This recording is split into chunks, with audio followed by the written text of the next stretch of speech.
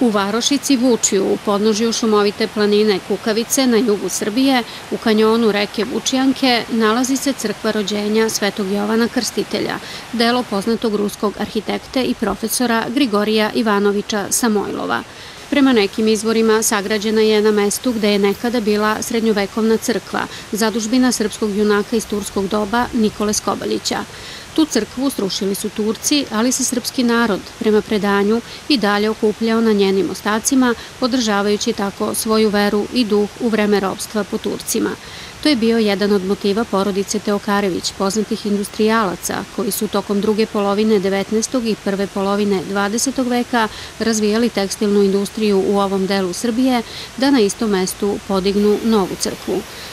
Građevinu specifične lepote, završenu 1938. godine, neki svrstavaju u najznačajnije primere međuratne crkvene arhitekture kod nas. U vreme kada smo je posetili, u toku je bila rekonstrukcija njene unutrašnjosti. Ostvarenje arhitekte Samojlova, potomka kozačke porodice koja je posle Oktobarske revolucije našla utočište u kraljevini Srba, Hrvata i Slovenaca, čini veoma uspešan sklad sa prirodom, kanjonom Vučijanke i padinama planine Kukavice. Kamen od koga je crkva sazdana potiče sa ove planine, posebnog je kvaliteta i veoma je pogodan za različite namene u građevinarstvu. Crkva je osvećena 7. jula 1938. godine na praznik rođenja Svetog Jovana Krstitelja.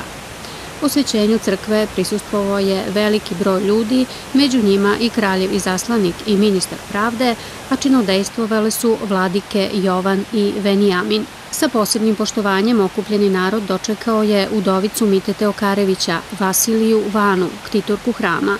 Povodom osvećenja crkve Vani je pisanu poruku poslao vladika Nikolaj Velimirović. Video zapis sa osvećenja crkve čuva se u Jugoslovenskoj kinoteci. Kao projektant crkve u Vučju, Samojlov je odlikovan ordenom Svetog Save 5. reda.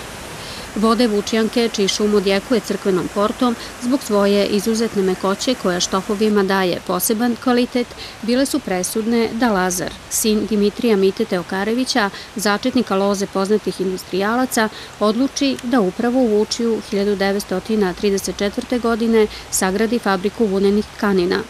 Fabriku, zatim porodičnu vilu neobične lepote i još neke objekte u Vučju po narudžbini Teokarevića takođe je projektovao arhitekta Samojlov. Te građevine su mestu dale poseban izgled, tako da su neki Vučje upoređivali sa švajcarskim naseljima.